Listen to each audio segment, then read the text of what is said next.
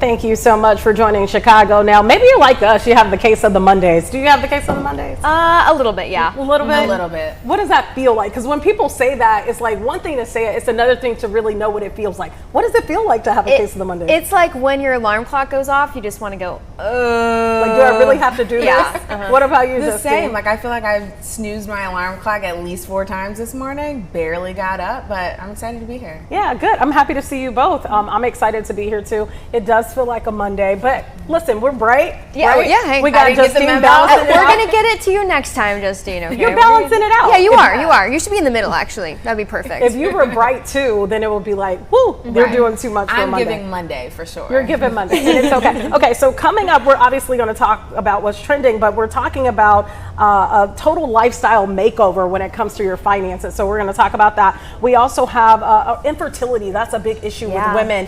And we're going to be talking about Olympic gold medalist Tara Lipinski. She's going to talk about that. But we got to talk about some of the things that are trending, because a lot of people have been talking about a lot of things over the weekend. What's the number one thing that people are talking about? So the number one thing people are talking about is this EpicCon Chicago. It's an entertainment convention. It was just canceled 1 week before the actual event. We covered it last night. Casey Cronus did a story on it. Pretty much people are wondering, why was it canceled? They didn't give us any answers. Casey reached out, she called, the phone number was disconnected, so we don't have any answers. But people are on social media talking about, hey, I spent all this money on this event just for it to be canceled a week before. I even saw on Instagram, there was a user who commented from Australia. So she was traveling over 19 hours to go to this convention. She said she spent thousands of dollars, and that they're kind of, you know, not happy about it. Right, because here's my question. Did people pay for tickets in advance now? Yes. So have they gotten their money back? As of right now, they haven't gotten their money back. Last night, the website was still valid that people can go and purchase more tickets. Oh, interesting. And so people haven't gotten their money back. Vendors are upset because they bought, merchandise to sell and created merchandise. And is this just the post that they put up, or This is the post that was on their website. Oh, wow. So we regret to inform you that due to unforeseen circumstances outside of our control, we are canceling EpicCon Chicago 3 for July 26th through the 27th, along with all upcoming events. If you had purchased tickets to any of the upcoming events, please check your email. You know, Justine, I think people at home might not be super familiar with EpicCons. What do they do there? So it's an entertainment convention. So if you're interested in TV shows and movies, you can go get meet and greet passes and pictures with your favorite, actors and actresses. And they just have a lot of really cool events for people that love TV. And like I said, vendors were making merchandise specific to this, and they've lost thousands of dollars already. So here's my question. Is this one of the events that is heavily gone to? Do people flood this event? Could it be that the ticket sales were low? Maybe they didn't see that in advance. They should have. And then as a result, they cancel. Or is that still a big question mark? From Casey's story yesterday, it's a very popular convention. People from all around the world go to it. Thousands of people attend. And yeah, so it is pretty popular. I don't think that it's ticket sales that are low, because so many people were commenting on the Instagram posts and on social media. Do you think maybe even it's a lack of like getting celebrities there? You know, like to have people actually like draw folks in? Yeah, I'm not sure what the actual reason is. I know a few of the shows that they had were The Rookie, some people from The Rookie were going to be there, Pretty Little Liars. So they weren't big, huge shows. But still somewhat. But still people. So I'm very confused, as well as the people on social media, why it would be canceled. Because when you first said that, I'm thinking, are these people cosplaying as actresses? But they were the real deal. The real actors. And it was going to be at Navy Pier. Navy Pier has taken it off of the website, so it's not on there. And now they are taking things down off of their website slowly but surely. Awful. It's going to be interesting to see how it turns out for next year, or if they're going to get their money back. So the second thing trending, Jack in the Box is returning to the Chicago area. Say that louder. So after a 40-year absence, the location is going to be open in Plainfield. So people are very, very excited about that. Yeah, I've seen this video of it. Yeah, it is. It is. I remember Sky Fox over it a couple mornings ago, and they were still doing training and stuff, so you could see all the employees going in and out. I don't know. I like Jack in the Box, guys. I'm not a big fan. I don't. Oh, look at Tia. She's like. So let me flash back. So Jack in the Box, I was first introduced when I lived in Northern California. And it was a place that you go, if I'm not mistaken, it said late night on the side of the building, because that's when you would go, late at night after a club visit or two, and you just want a little something to eat. Is it something I would eat at noon? No. I think it's a late night eatery that you hit up late in the evening, and you're not looking necessarily for, you know, fine dining. It's not that. I don't hate Jack in the Box. It's just a late night. It's good for a late night snack. You know, have I ever had it during the day? No. Yeah, that's Yeah, true. so? I've only had it maybe after a couple nights out. That's very true. I think Jack in the Box for me is like on the same level as White Castle. Like, do I want it in the Oh, daytime? no. You I guys can like eat White Castle? I can eat me some White Castle. You can't even I play do like White Castle Castle. Yeah, maybe I just like fast food, and that's Okay. why I'm like, okay, I'm excited for it. But I'm not a big Jack in the Box person. I don't dislike it. I don't dislike it. I don't think hate I would it. ever choose it on my list. Like, I don't Okay. think I'd ever say. but you've had that a night sounds at a great." bar, you see it across the street, Boom, there it boom, is. there you're I going. think I might still hit Taco Bell before I hit Jack in the Box, but I'm excited. Justine, Taco Bell's down the street a couple That's a late miles, night okay? place too, Jack in the though. Box across the street. You're going Jack And in the the Box. next thing you know, Jack in the Box is going to be sponsoring something in our show. No kidding. And we're all going to have to change it too. What else you got The cooking? next thing trending, Backstreet Boys, Brian Luttrell is filing a lawsuit against a Florida sheriff's office. Pretty much what happened is people are trespassing on his private beach. He's upset about that because he says, you know, I worked for over 3 decades in the music business. I want to relax. My American dream is to buy this property, chill with my family, and the people are trespassing on his property.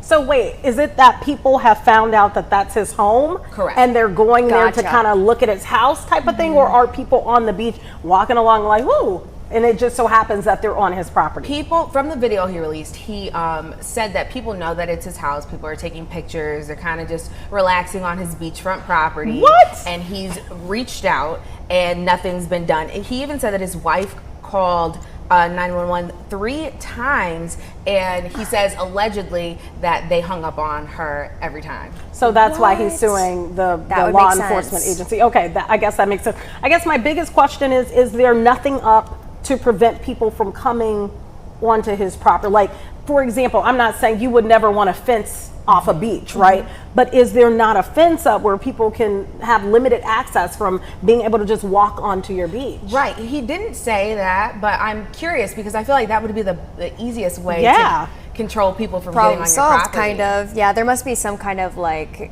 you know, city they must or be you know able to- some kind of no. rule where you can't put something up. Yeah. Interesting. Yeah, I wouldn't want people on my private beach, but I think I would have a different response than him. I'm not saying that the lawsuit isn't warranted, but after what I would do, nobody would come back. I'm not going to say what I would do, Yeah. but you wouldn't be back on my beach. And I think the fact that he has his family, his kids, you know, he wants a place to just kind of relax and not have to worry about even putting up fences. You know, people jump fences sometimes. Yeah. So Yeah. if, you know, people are big Backstreet Boy fans, maybe they're going to try and figure their way out. But don't to you get think in. there's a limit though? Like, I'm a fan of, for example, I am a die-hard fan, and you know, my family sometimes think it's weird that I'm a fan of these two people. I don't even want to say, but I am like a think we need to huge hear it. fan. Right, we have to know who It's I mean, Russell Wilson and Sierra. Oh, well, they're iconic. However, I would not go that far. Like, don't you feel like at some point you should have some shame? You mean you about wouldn't roll how up on far? their beach? Never. Don't you think you should have some shame? Like, I I- get going by their home if you want to just see how they're Yeah, living. I yeah. get that because Do they a do little tours tour. and places like that. But maybe not in this case. But you know, like in LA, you can do the celebrity tour. Overstepping and going on someone's beach It's is going too crazy. far. That's almost going in the backyard. What's Like the difference? stalking. Yeah, It's stalking. it It's is on the level. stalking. So I would say, like you said, I don't know if it's the right way to go about it, but something needs to be done. I'm I surprised agree. they're not shamed.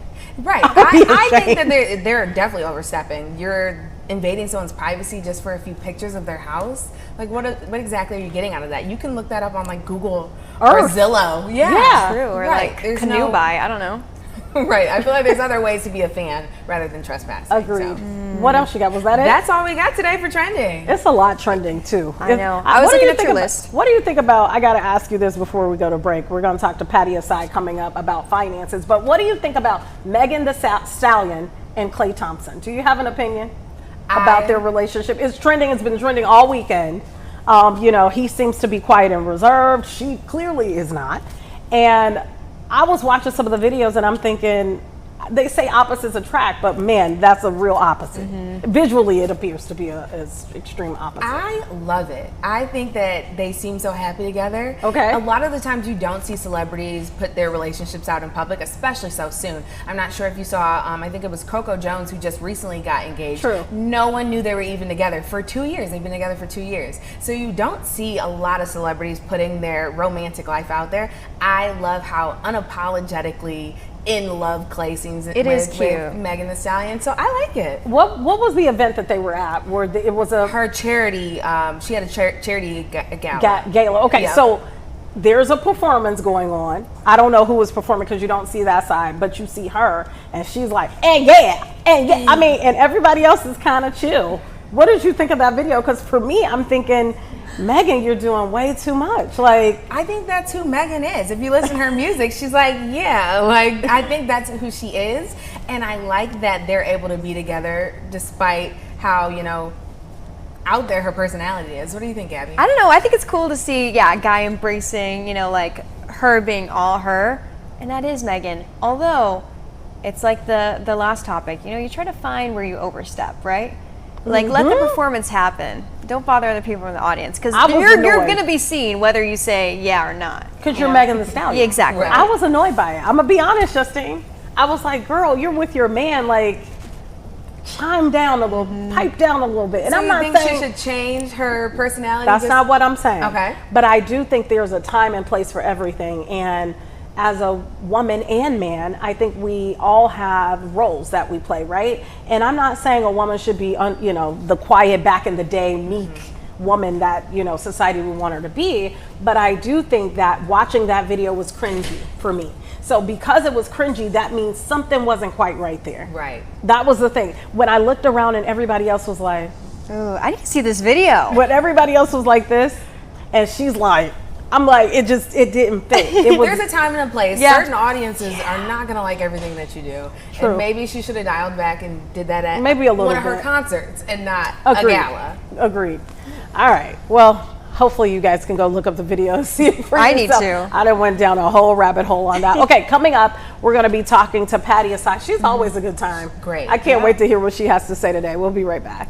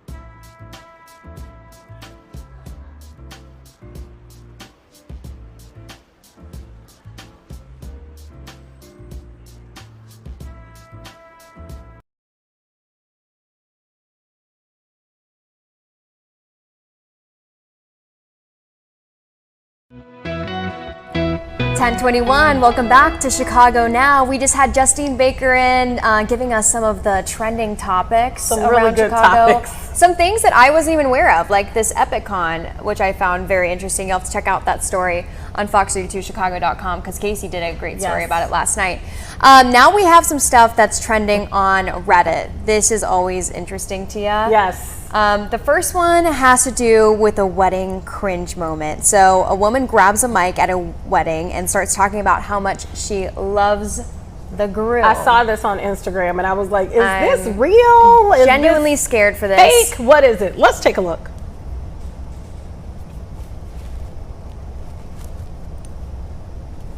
So she's saying Dan is such a great guy. He's got everything a woman could ever want. He's kind, generous, successful, gorgeous. He's got an incredible body. I'm just gonna speak from my heart. I would do anything to be you, Carolyn. No, really, I would. Because Dan, you never even gave us a chance. Look at the audience. You never even gave us a chance. I'm the one who taught you to make crab cakes, and it wasn't for you. You still be making crabby patties. No, seriously. It's too late. What does she have that I don't? I make it too. I make it too. I can tie my hair. Tia, is she Congratulations. You gotta be actually No, kidding let me tell you. So turns out, when I saw the video, the first time I saw it was not that video. It was another video. And I'm like, I cannot believe this because they kept zooming in on the audience and the audience was mortified. The people that were coming to the wedding were absolutely like, I can't believe this. Like, is somebody going to get this woman? Well, it turns out she was paid by the bride to do that. Okay. The husband had no clue. I was the sick to my bride stomach. was the only person that knew. And the husband is like looking like, I don't even know this woman. Who is this? Now looking back, would you do that? If you have you're gonna have a wedding at some point, would you pull that off? Would You know, do it that? had to be a small group of like people I know very well. Like maybe a rehearsal dinner kind of thing. Because at the actual wedding, to spend that much money and like them not really get the joke, Yeah. it would be kind of interesting. I think people at my wedding would have tackled her. Oh, yeah. Like, Yeah. She would have been injured. Like, so There would have been a fight. Yeah, my tias would have actually got on her. Yeah, I know. So I'm happy that like now looking at it to know that it was a joke. And you know, now that I'm reflecting, like I guess it seems a little bit staged. But Yeah. I would still be taken back if I were in the audience, you know, They a didn't person, know. a guest. The guest had no clue at all. How did I miss that video? That's been It's circulating been all everywhere. weekend? What It's been everywhere. All right, we got to talk about parking. Okay, sometimes you get to the beach, especially if you're going to the beach here in Chicago, and it's crowded. It's nowhere to park, right? And so you're like, well, where can I park? You got to take a look at this. Somebody decided to park at the beach, literally on the sand. Would you do this? Is this a good move? Apparently, this is in Chicago. Why? I don't even know why. You know what? It just doesn't surprise me, Tia. It doesn't? It just doesn't surprise me. No, I see people park crazy places. I saw someone park like literally in a planter the other day. Really? Yes. Actually, you know what? Why don't I take a picture You of those should have kind of taken things? a picture It's of just it. like see it and I'm like, oh, you know what? It's the city. Like things happen. I'm trying to think the craziest thing I've ever seen in terms of parking. I don't know. I've seen people completely box people in and you're like, you literally need a crane to get your car out. Somebody's gonna have to come lift your car up with, you know, some machinery, but I've never seen anything like this. You know, I see a lot of things on Sky Fox in the morning sometimes, Tia. I know. I was trying to see And- wasn't an Illinois plate, and it is. So I also even want to know worse. what beach that was. Like, Yeah, I did too. is there access? Like, were these people just like driving on the like sidewalk, the Do you running think path? it's AI? That's another thing. I No, thought that that. opens up a whole other can of worms because there are some things I see on AI and on Facebook, and I'm like, no way, this is not happening. And I'm like, wait a second, no, it's actually not happening. It's Yeah, AI. it's AI. So I don't know, but wherever it came from, don't park on the beach, people. Please don't. Don't park on the beach. Okay, have you heard about this? The Pope is going viral. Yes. And it has everything to do with the T-shirt. I have not seen this, so this will be my first time. Okay, and then I have a story for you afterwards. Okay, so let's we need take to a watch. look. Do we have the picture of the Pope? Because apparently he's wearing this T-shirt that has everybody talking. Yes. It is coming, and you're gonna want to see. And is it real? So before we It see is, and actually we just interviewed the family on the 9 o'clock show. The for family Good Day that's behind the Chicago. t-shirt. Yeah, that's behind the t-shirt. Okay. So it's a family, and I think they said they're from the South Loop, and they're in Italy, and they're going to some of the churches. They heard that the Pope was going to The be at Pope? a church close by. Yep, it says the Pope. That's what I thought it said. I didn't know if it said the Bears or Kind the of like Pope. the Bears. but Yeah, the Pope. exactly. And it has the, same theme as the Bears. I like that he's so humble, very down to earth, easy. It seems like to, have conversation with, because I think that in the past, what we've at least thought of the Pope is like it's this hierarchy, this huge idea, and to see him in that role is 100%. pretty awesome. And they said they got lucky because they showed up just 20 minutes before this mass, and so he'll travel around and do different masses at Catholic churches. And they heard he was coming, so they went, again, only 20 minutes ahead of time, so they thought they were going to be even close. So the mother said that she was going to pull up the t-shirt because she made like enough for her family, and she's like, you know what, I'm going to make one more just in case. And turns out she was able to put it to good use and give it to the Pope. That was posted on their Instagram page. I love it. The official Instagram. So the official Instagram for the Pope. So like 14 million people saw that picture. Their photographer got it. Mm-hmm. All right. Well, we're going to talk a whole lot more right here on Chicago Now. Stay with us. We'll be right back.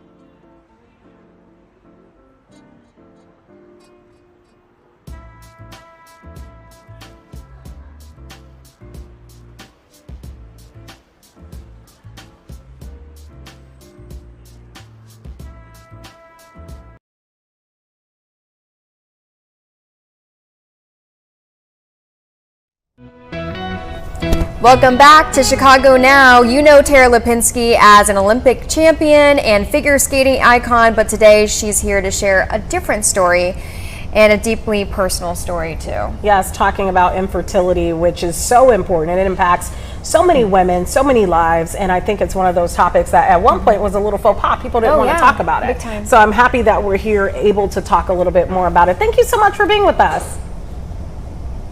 Of course, I'm excited to be here. Let's talk about what you've accomplished. You've accomplished so much as an athlete. What made you decide to publicly come out and talk about infertility? It just felt like it was time. I was on a 5-year fertility journey where I started with IVF as just an insurance policy to freeze some embryos. And I thought, okay, this is gonna be straightforward, quick, easy. And from the very start, it was not. I went through 24 procedures within 5 years. I had 8 egg retrievals, 6 failed transfers, 4 miscarriages. I had an endometriosis diagnosis with surgery that followed that. So it was a long and winding road for us that was very emotionally taxing. I always say this, I was like, winning the Olympic medal was nothing compared to this journey. So that's why I think eventually when I did share my story, I was just so overwhelmed with the response and the support. But more importantly, I think I was proud of myself to be able to take that leap so that other people going through a similar journey as mine felt a little bit less alone and maybe could gather hope or support from my story. Wow, Tara, I've never been through this situation. I haven't had children yet, or tried to have children. I can't imagine, like you said, the emotional strain that must have had on you. What were some ways you coped through that, or just kept on pushing through? At times I didn't cope well because I had never experienced emotions quite so specific to these types of emotions. It's so nuanced because you, on one hand, are struggling day to day, trying to get the energy up to keep going after you experience failure, and you start to worry, will I ever become a parent? And then your anxiety and fears take over, and then you look around and you have other emotions when you see people and friends, they're on their third baby and you're still trying to get to number one, and you think, will I ever become a parent? And I think that fear really takes hold when it's a longer journey. And I isolated myself. I felt shame. My body as an elite athlete, worked for me in so many ways until the day it didn't. And it was hard for me to come to terms with this diagnosis. And I was in a place where it wasn't a clear diagnosis. It was unexplained infertility, which makes it even more nerve-wracking to wonder what's wrong. What's your message to other women? Because there are a lot of women that deal with this, and a lot of them deal with it privately. They don't talk about it, kind of like what you said, being like you are, being an advocate and speaking on the forefront. A lot of women are ashamed. What's your message to women out there that may feel like this is something that they don't want to publicly disclose, and so now they're suffering kind of alone? I would say, everyone's journey needs to be their own journey. So if you don't want to talk about it, for me in the beginning, I was ashamed to talk about it, but I also felt like I needed to put my blinders on and work hard, and I felt like outside noise was going to affect me in a worse way. So I think it's okay not to talk about it. It's whatever you feel. If you don't want to talk about it, don't talk about it. But if you do, I think if you are able to open up and share with friends or family or find support in the infertility community, it can give you hope. It can make you feel seen and heard and have your feelings validated. And that's why I'm so excited today. I'm partnering with Fertility Out Loud, which is an incredible online resource that gives you vetted, reliable information, but it also gives you this incredible community where you can see stories that are similar to your own. And I think that really resonates with me because for so long, while I wasn't sharing, I was just scouring the internet, hoping to find someone who also had the same, feelings that I did or was going through a similar journey. And you do need the support. It is not only physically taxing, but it's emotionally taxing, financially. It's a burden. It's a very difficult process to go through. That's why I always say, put me on the ice, I can handle that. But infertility, oh boy, that's another story. Yeah, for people who might just be starting their fertility journey, it's probably a great resource, as you mentioned, for them to find that outlet, find that space where they can hear other stories. But maybe what's another thing that you wished you had known earlier when it comes to a fertility journey? I wish I was a little bit more educated, to be honest. I think it wasn't until my mid-30s where I even thought about it. I was already married, and in my mind, I just feel like I saw newspapers and magazine articles. I was like, oh, this celebrity got pregnant at 45. And I thought, oh, I'll just get pregnant whenever I want to be. And I think sometimes there is information that you don't know, because I think, again, just to what we were saying earlier, these conversations aren't being had enough. And I think that there is still this taboo feeling around infertility or even women's reproductive health. And I would say to myself, I wish I knew a little bit younger the timelines. I wish I knew the diagnosis of endometriosis earlier. It took me 10 years to even diagnose, to have a diagnosis of endometriosis, and then surgeries followed. So time is sometimes of the essence. And I think the more you know and the more that you can educate yourself, the better you're able to advocate for yourself. World IVF Day is approaching. There's been a milestone in science as it pertains to that. Can you talk a little bit more about it? Well, I mean, I think IVF is such an incredible option for so many, and without IVF, I wouldn't have my daughter. So I'm beyond grateful, and like we say, we need to have these conversations. We need to talk about what it's like to go through IVF and to understand and educate people on what the process is like and the obstacles that someone may face. But I do think that with persistence and with the right mindset and support, obviously, I think that your dreams are possible, and it may not look like you thought it would look, but you can get there. You know, I went through obviously miscarriages, and we finally got to the point where we chose surrogacy, and without surrogacy I wouldn't have my daughter. So, you know, it's a long and winding road, but I do think being educated and then having the support is something that's essential to the process. Congratulations on motherhood. Yeah. Tara, you must look you. at your daughter and just be so proud and know that the journey you went through, it was so worth it. It's so worth it. I am so grateful. Can you tell us, you mentioned that there's an online resource out there for women that are dealing with infertility. Can you tell us the exact website so anyone that's watching, they can go there and, like you said, maybe they don't want to talk about it, but they have resources available?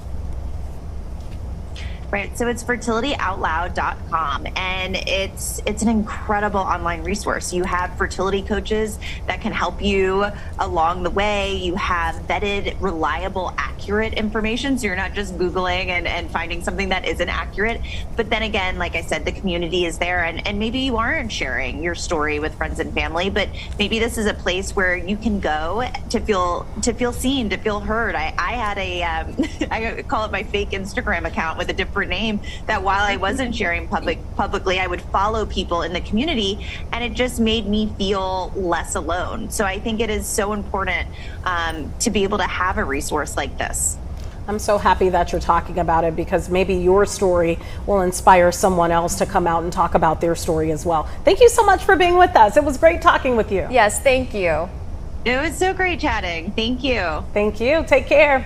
Yeah, a very important topic. It is, you know, and it's something, like she said, maybe young women like myself don't really think about as much. Yeah. And so it's good to hear that there are resources available, that you should be taking the steps to educate yourself, because you never know what lies ahead, you know? Absolutely. All right, well, stay with us. We're going to be talking about financial security, being secure in your finances, with a little bit of a twist with Patty aside. We'll have that coming up next.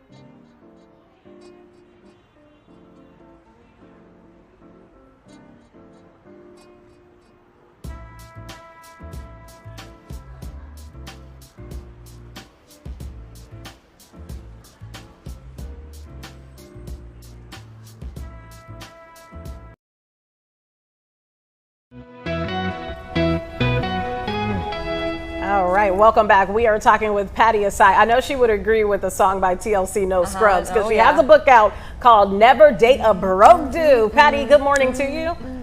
Good morning. Hello. You're looking So good. good to see you guys. Nice to see you too. So your book, we got to start off with that. Never Date a Broke Dude. Do you really Love the mean name. it? Do you really mean it, Patty? Don't date nobody broke. Absolutely. Yes, I said it. I am saying it with my chest. Yes, never date a broke dude. And the book is not just about dating broke dudes. It's really about financial freedom. So that's a cheeky title. And I dated a broke dude, which put me $30,000 in debt after I was done, right? So that's something I don't want anybody to do. But it's really about teaching women financial independence. Let me ask you something. You said it put you $30,000 in debt. What? Because that is kind of catchy. Never date a broke dude. Definitely a catchy title. Why would you say never date a broke dude? What are the issues with dating a broke dude? Well, here's the thing. That if you date a broke person, it's just not about being a dude. A broke dude, I define it as someone who isn't able to match your drive, your ambition, your commitment, or work ethic, okay? And if you date someone that doesn't do that, they're gonna bring you down to their level, or you're gonna go in debt because you're just gonna be supporting them all the time and they don't have the same ambition and drive, and you're gonna lose interest because here you are hustling, and that's what I was doing, and my broke dude was eating Cheetos on the sofa. I'm like, dude, are you serious? And yeah, and so that relationship is going nowhere fast. And I always say, you don't have to match me dollar for dollar, but you do have to match me hustle for hustle. I like Ooh, that. I like that. Mm-hmm. Match me hustle for hustle. Bring each other up. Yeah. Yes. Let me ask you this, Patty. When it comes to people trying to save money, right? Maybe they're trying to come up and they're trying to save some cash. How can you slowly but surely make some sacrifices now to be able to save thousands in the long run? Yes, so here are 3 things I'm so excited about this that people don't even think about, and it's the 3 easiest things to do, okay?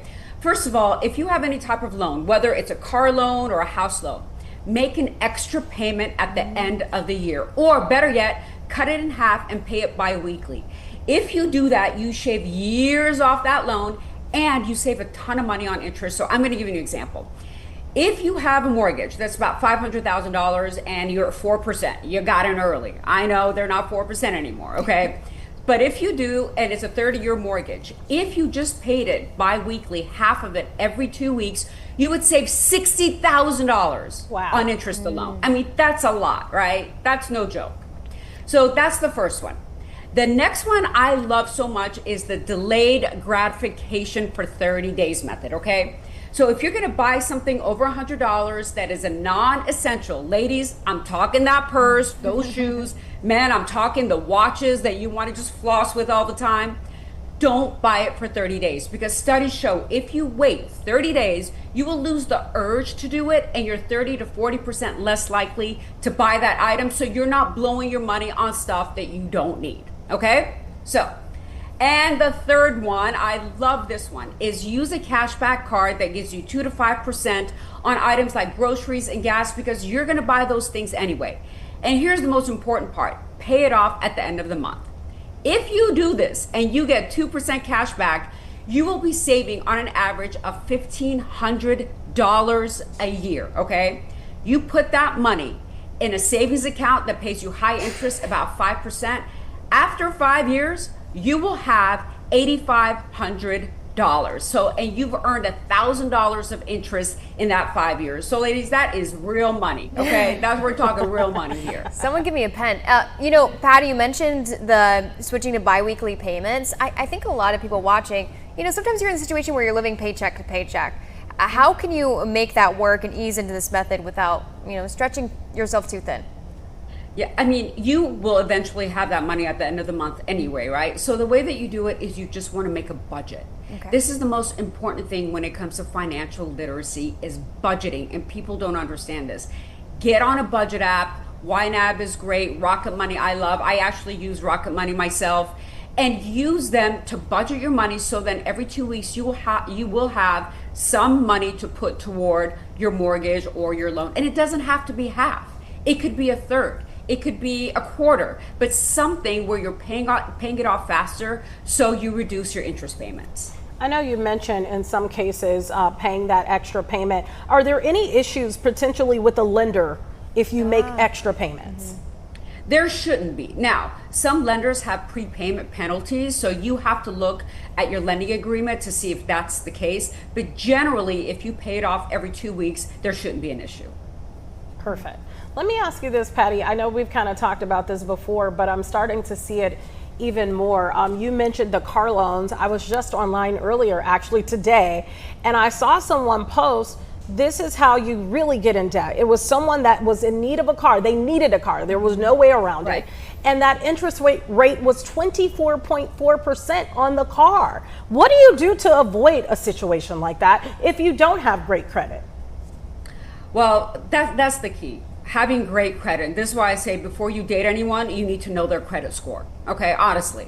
Because if you don't have good credit, you're not going to be able to get a good rate. But 20-something% seems really high. So the most important thing to do is go online, and you can shop for loans online. You don't have to get the loan that they give you at the car dealership. That's typically not the best rate around, okay? So shop for loans before you go in and say, I am pre-qualified for X amount at X percentage rate. Can you match that? And if they can't, then you're pre-qualified with the other lender and you can use them. There is no obligation to use the lender at the car dealership. I love that. Patty, what are some, I know you mentioned, I think you said Rocket is one of the places that you Rocket go. Money. Rocket Money. Okay. What are some other apps that people can use to track their money and make sure they're not overspending? Yes, YNAB is you need a budget. That's another one, and personal credit. Those are all really good. But, to be honest, I really like Rocket Money because it gives you so much information. You can customize it. You can build a budget. You can tell it what financial goals you have, and it will tell you what your budget needs to look like. It'll give you alerts if you're going over budget on certain things. So these are readily available. When I was younger, these weren't available. I had to do it on a spreadsheet, right? So take advantage of these online apps that are going to help you just be financially responsible. Do you think people are actually using them? They're actually going in and putting, because sometimes you download an app and you're like, oh, I'm going to do it the first time and then I'm going to turn off notifications and you don't use it again. But you're saying really keep it going and you're going to see results by then to meet your goal? Yes, I mean, the people that I coach, every single person I coach on their finances has Rocket Money downloaded, and I have access to it. So I check. So maybe if you're really not going to do it, have an accountability partner. Have an accountability partner that's going to help you stay on track and that make sure that you are looking at Rocket Money every single day and you're actually doing something with it. That's one of the best ways to stay on track and make sure that you're saving money. Okay, Patty, so we're going to get a little personal here real quick. So we're obviously on TV, right? We've seen stories where men can wear the same suit for the entire year, just change out the shirt, change out the tie, and they get away with it. Well, we can't a lot of times. What suggestion would you give us? Women that are working, not just us, but women that are in the workforce, working every day. They have to keep up a certain standard, have to keep up a certain look to make sure that they don't really essentially go broke by consistently updating the wardrobe, keeping the shoes together, keeping the hair together. What advice would you give? Okay, so here's the thing, and I talk about this in my book. There's certain staples that every woman should have in their wardrobe, like a sheath dress, right? Like a jacket, nice pair of pants. And I break it down to things that are trendy and things that are classic, okay? On the classic items, you can spend a little bit more money. And what makes it a classic? That means it was in style 5 years ago, in style now, and it will be in style 5 years from now. On those items, you can spend a little money. But, we want to look cute, and there's certain trendy items that we know are not going to be in style 2 or 3 years. Those, I go to H&M and I go to Zara. And I have plenty of money. I do not have to go to those stores. That's what I'm talking about, I am not going to blow my money on stuff that I don't need. So H&M and Zara are really good, but even Banana Republic I like for classic looks. Those are really great options. Uniqlo has really nice items, so you don't have to break the bank. And again, you need to have a wardrobe budget. That's really, really important. You need to have a wardrobe budget based on how much you make. And again, if you go on an app, it'll tell you what that should be based on your budget. I'm going to download that. Patty, I have a question for you. I don't know if you can answer this, but maybe what's one of the sneakiest expenses that you see people have? Is it is it coffee? Is it food? Is it clothing and accessories? I don't know. Yes, we talked about this last time I was on. is that daily coffee habit. Oh my gosh, you have no idea how much money you're blowing on coffee, okay? So on average, people spend $140 on coffee every single day, okay? Wow. Every single day. Now, if you were to take that $140 and if you were to invest that money, okay, on an average rate of return between 8 to 12%, so let's say 10%, and you're in your 20s, by the time you retire, that $140 is going to be close to $1 million. Wow. So just by cutting out coffee every single day at your retirement, you're going to have $1 million. Or that lunch that you buy every day, that $15 sandwich, bring your lunch, take that money and start investing it. And again, if you invested that every single month, because lunch is more expensive than coffee, you would have close to $2 million at retirement. I love what you said. I got plenty of money, and I still go to Zara and H&M. Amen. I love the confidence. Patty, where can people follow you on all social media platforms? Yes, you can follow me on Duchess of Decorum on Instagram and TikTok, and also on my website, pattyasai.com. I love your attitude. I do too, Patty. We need to be you. friends. I'm going to follow you right now. Patty is a boss. I'm following you, and I'm downloading Rocket Money. Great As job. soon You're as going to love possible. it. All right, Patty, thank you. you so much. Thank you for having me. Bye, you guys. We'll Bye. see you next time. You know, T, I did calculate. I was buying coffees every single day for a while because you need a pick me up after the morning show to Let get me just you ask through. you, why not make it at home? Because I have a coffee maker. Now and I do. was doing it too. I was going and dropping off and going to get coffee in the morning. Why not make it at home? I What's know. the deal with that? Well, I started. Okay, Okay. It became Monday and Fridays only. I would go get coffee. It's a little treat. Start yeah. off the week, end of the week, and then I was like, no, this is still too much. And I started making coffees at home every so often. Like today, I might have got one, Yeah. and it's so convenient for us here at the Fox 32 Because Studios it's to go right here. upstairs. You don't Yeah. even have to walk out the door. You pre-order it. True. But I was calculating it. I was like, it's like $1,400 a year at least. That's a designer purse, or that's funds in your retirement if you're That's mature. a little vacation. I mean, honestly, you could do so much with that. So Patty is right about that. And it is something, I know sometimes we're living in the right now, we want it right now, Yeah. but we have to think beyond right now. We got to think of future and what our future is going to look like. So What would you say your sneaky expense is? sneaky expense. Probably I would say coffee. I don't really buy myself a lot of stuff, actually. That's the beauty of not dating a broke dude. It's true. Being honest. That was Say her that book louder, title. yeah. And that's the beauty. I mean, is that, you're not always whipping out your checkbook every time, your credit card every time, your debit card. But for the thing that I buy the most of on my own, I would probably say makeup. Yeah, makeup. Makeup and coffee. Yeah. Having to put a limit on how many new products you try out a year It's is really ridiculous. hard. Yeah. I'm having to stick to the staples. Saving up for a wedding, man. Yeah. It's just expensive. I but know. I gotta stop it. All right. We'll be Stop the right coffee. back.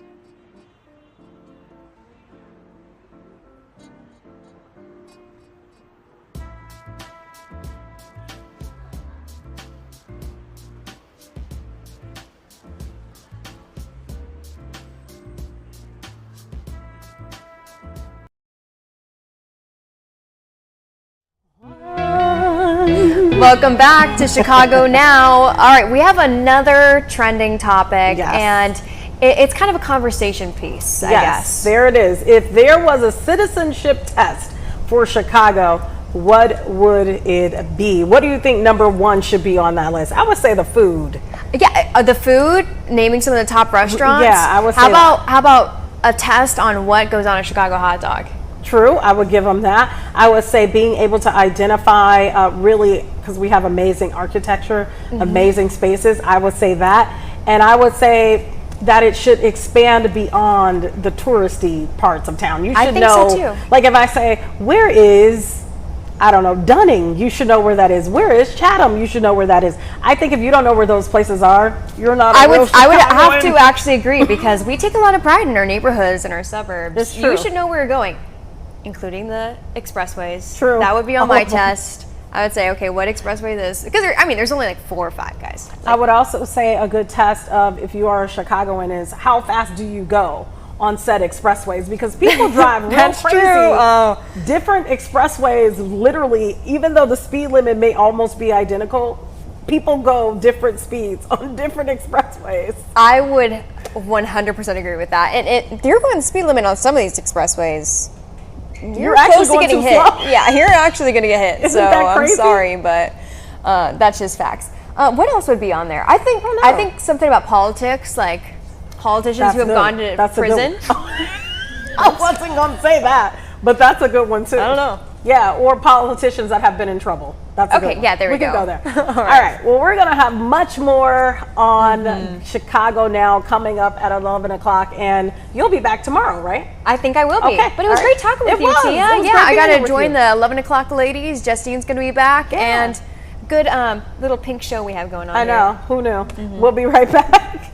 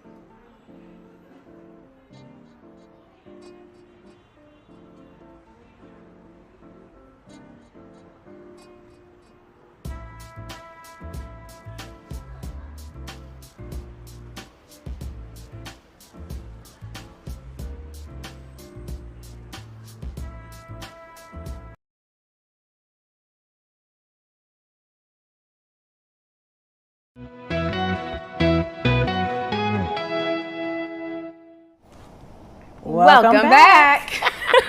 The time is 11:01. Hi, Yes, Tia. it is. How you doing? I'm great. We just were together a little bit for the 10. I'm so happy to be here with you for the 11. How you feeling? I know you had a road trip and you went back home and all that good stuff. I did. I went back to Detroit. It was about a 4.5-hour drive. Yeah. I drove it there and back. I picked up my sister for a baby shower. It was so good to see everybody go and home. family. Yeah. How about you? How was your weekend? It was good. Spent a little money. Somebody else's, my husband. Thank you, husband. Love It that. was a good time, and yeah, I'm happy to be back starting a good work week. That's good. You know, another thing I'm happy about. What are you happy about? So this morning, Starbucks announced that the pumpkin spice lattes are coming back early this year. So first time that they've been back this early. It'll be back August 26th.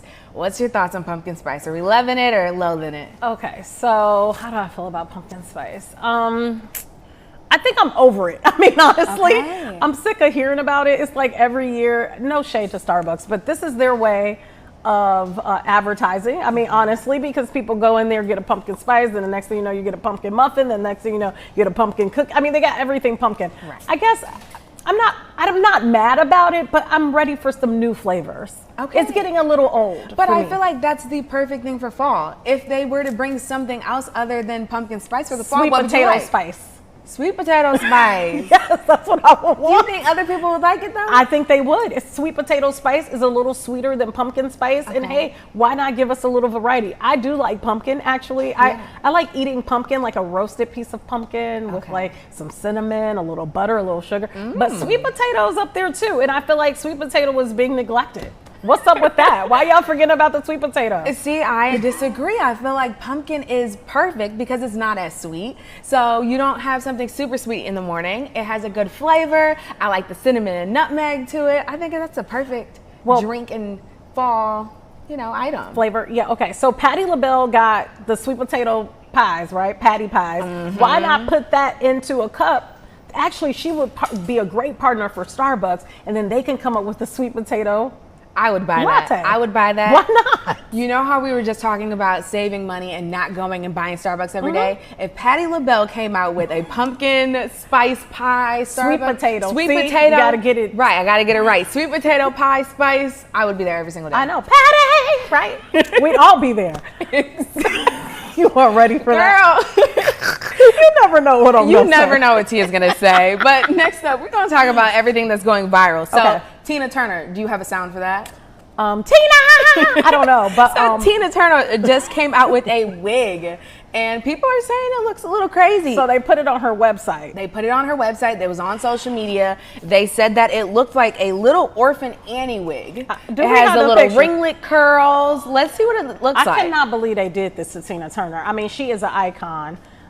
Rest in peace, Tina. And I just can't believe that this was even out there proclaiming to be a resemblance of her. It is insulting. When you see this wig, it should be sold solely at Party City. This is not a I was going wig. to say that. It's very much a Party City, cheap Yeah. little $5 Amazon wig.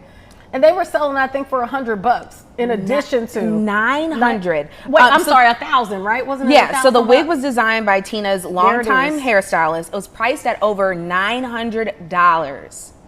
Now that's the part that I have a problem with. This is her longtime hairstylist. He was doing Tina's hair all these years, and this is the best he could come up with. I mean, Right. maybe he was having amnesia. I don't know, because this looks nothing like a Tina Turner hairstyle that I've ever seen. I could understand if they were Shame on saying you. you want a Halloween costume that looks like Tina Turner and they gave us like, a $20 wig and this is what they came up with. But for over $900, and it says that it was even advertised to come with a certificate of authenticity signed by the hairstylist. I don't know if I'd put my name on that. Please. I don't know if I would spend my money on that. Now, I did go see Tina Turner's show right here, straight down the street here off of, I think it's right off of Lake Street at the theater, and their costumes were amazing. The hair was amazing. Nothing looked like that. Like that, if Tina Turner saw the show that I saw, she would have enjoyed it. That wig that's insulting. That wig is atrocious. That's a wig I can make, and I'm not a hairstylist. Is there any other item that you think they could have did better? Could they have released a dress or something else? I don't know, maybe one of those buttons or something that's big wheels keep on turning. There you go. Something like Right. something like that. Like, you know how they have the buttons that say things now? Yep. That would have been cool. They could have just been fine with that. Rolling, keep on rolling, and we're rolling. Rolling. Rolling on the river. So Tia, my question to you, Thank you. round Thank you of very applause. much. Thank you very much. My question I'll to be here. you is if your legacy, if someone had to come up with an item for you, what would it be? A microphone. A microphone. Yeah, that literally when you push buttons, it would translate your voice to sound like mine. Have you seen those? no. Where like, so I bought one for my daughter. It's no one's voice, but it'll do like a robot. It'll do like an adult man. It'll do like different voices. And I think, yeah, that would be cool. A microphone. And when you press the button, even though your voice is your voice, it would sound like me saying it. I like that. I think that would be cool. That'd be so much fun. Yeah, maybe they could do that for Tina. When you press the button and it has it kind of sounds like voice. her. Yeah. I feel like if it was for me, it would be, you know, on Toy Story, how they have that little pool and it says a catchphrase. Oh, yeah. That would be me. I think What would mine be would your say phrases? like, I don't know, like something quirky, something fun, or like just like, good morning, how are you? You're so I need to talk to your sister. So Justine has two sisters. She's a triplet. And I'd be interested to know if do they know that you're possibly a serial killer? You know, I only say that because Justine comes across so perfect, which it's got to be something in the trunk. I'm not Something's saying not it's right. a person, but it's something. I think that'd be a good little doll though. It would be. That would be be a cute. fun doll. I like that, Justine. So the next thing trending, The Late Show with Stephen Colbert. Okay, so I heard about this. Stephen Colbert made some statements about Donald Trump on his show, and then the next thing you know, the show was gone and everybody's job was gone. And so the question has become, you know, was it a result of the president or was this already in the works? That's what people have been talking about. And so I saw it trending on social media. I read it. I don't know what to make of it. And I ain't gonna say nothing because I want to be having my job. But yeah, that's all that I know about it. Okay. I like Stephen Colbert though. Right. I've always enjoyed his show. I've always thought he was one, whoever writes those jokes, phenomenal. You know, so I don't know if there was truly some financial stuff going on in the background. That's what the company says. If that's true, I hope that's the truth. And I'll just leave it at that. But Stephen Colbert, I mean, he could literally go and do whatever he wanted to do. Right. And still be successful, so. Do you think that this marks a end to late night shows? Do we see that in the near future? I think late night shows are really fun. I watch them. The thing about like Life Now is a lot of people don't watch things in real time. You know, people watch shows, but it may not be literally in real time. And for me, I've caught Stephen Colbert after it's aired.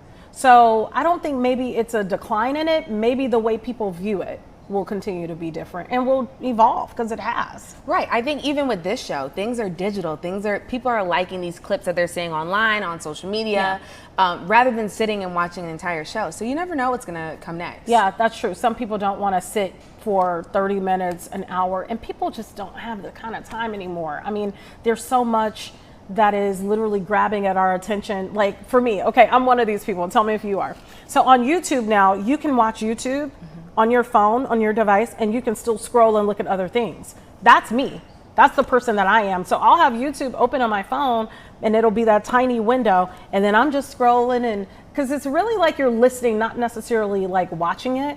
And then I'll be scrolling and shopping for groceries or what have you. And I'm not focused on When you're scrolling though, is the video like music in the background or is it an actual video? It's an actual video that's playing. And that window is still open. It's still there. And you could be shopping at Nordstrom if you want to at the same time. See, I'm the type of person that I have to be locked in. If I'm going to watch something, I want to make sure I'm not missing anything, if there's things that pop up on the screen. So I like to dedicate time to just watch a show, just be engaged. I can't do the scrolling multiple. My brain just does not function like that. It's too much going on. You know, in my old age, I have a lot of tabs open. And that's what I do on my phone. I keep a lot of tabs open. I think right now on my phone I have, let's see, I think I have like 400 tabs open. No way. Yeah, way. Because I'm always multitasking a whole bunch of stuff. 500 tabs. If Pardon I me, had the max. if I had my phone on, it'd probably say 6 that I opened today. Okay. Because I'm always just like clear, clear, clear. I need a fresh start. How do you clear them all? Do you know how to do that? There's a button at the bottom. It I'll is? show you after Okay, the you'll show. have to show me. By the way, guys, there's a button at the bottom to clear all of your tabs. There's we a just button. learned that together. I did not know that. Learn something new every day. So then the next thing that's trending, the WNBA. So all 22 All-Stars wore a black warm-up shirt that says, "Pay us what you owe us" last night. So people are talking about how they're not being paid fairly. I had searched up, and I think the average WNBA salary was $117,000, and then the lowest was $47,000. Someone was commenting on a picture of one of the WNBA players and said, and people were commenting like, "We love you, but what?" And people were like, "Well, if you love her, guess what? She makes the equivalent to someone that's at your McDonald's right now in the drive-thru." And I thought, Really? But I mean, we know this. Their real money comes off of endorsements. Now, listen, I'm not saying that that's right. I think it's wrong. But if we were to look at how people are paid across the board, not just in their industry, but in other industries, women, men, the comparison has always been that women are paid less. Right. Now, if we break that down to women of color, we have seen where women of color are paid less. So like we could just keep slicing the bread and keep slicing it, and then by the time you look, this group of people are not being paid equally. I mean, at the end of the day, if the viewership on TV, if the ticket sales match what the men are, in my opinion, it appears that WNBA players have become, that sport for women has become more popular anyway. They're into the fashion now. They're getting brand deals with Chanel and all this other stuff. My point is, if it matches the men, why aren't they being paid the same? So they were saying that the ticket prices or the ticket sales are not exactly the same as men, but it has increased over the years. But my thing is, women, like I said, the lowest was 47,000. For men, the lowest with 0 years of experience was 1.2 million. Right. I mean, how do you substantiate that Right. unless, which the argument has been that the ticket sales don't match. It's still a new sport, so you don't have that longevity that you do with men. But at some point, we got to catch up. $40,000 is literally like, in this country right now, that's poverty. Right. Like you can't even go to the grocery store with that kind of money. I mean, at that rate, you literally almost need SNAP benefits. Right. So like at some point we got to pick it up here, or I don't know what you can do to backfill that, but it's got to be something that So can be do you done. think that it's the league's responsibility to pay them more, or should they be going out and searching sponsorship deals and making that money through partnerships? So I do want to say, I don't know the structure. Like even for men making, let's say they make $60 million. I don't know where that money comes from. So I don't want to go down that rabbit hole and say, well, they should be exactly what men are. I think that it needs to make sense on paper. The WNBA is a business. So when you are a business, it has to make sense for your business. But $40,000 does not make sense. It does not. No, because you can't survive. Especially when you're spending so many hours dedicated to the sport. You're traveling, you're going to all these practices. There's no way to even have a part-time second job. No, absolutely not. So I think I know Angel Reese has said some comments, I think it was last year, about, well, that money doesn't even pay my, her rent. Was it her rent? It was her Yeah, rent. it was her rent. And so a woman like her is now using sponsorships to really be able to have this extravagant life. But unfortunately, I just think it's wrong. It's got to be something structurally from a business perspective that can be done. I'm not in that industry, so I don't know what, but it's got to be something like $40,000. And there are people surviving off of that. But in that industry, I think you expect more, right? And even people that are making $40,000 and such, a lot of people in that, because I've been in those shoes. You are literally, let's be clear, like I make a decent wage now, which I don't know how it looks comparative to my coworkers, but looking at my wages in the past, I've made that. My first job on TV was $36,000. And what did I have to do? I was literally scraping my everything together, meals together. I had to be very strategic about where I was driving for gas. So like they're doing that, and it's taxing on their bodies. That's a taxing job. Yeah. To be in that sport, you're running, you're jumping. They need to be paid more. Period. For someone who has made something like $36,000, is there ever a point in time that you want to give up your dream just so you can make more money? Or did you know, I'm going to keep going because I see myself being here? It was one of those things where you keep going with the hope that at one point you break free, because that's poverty.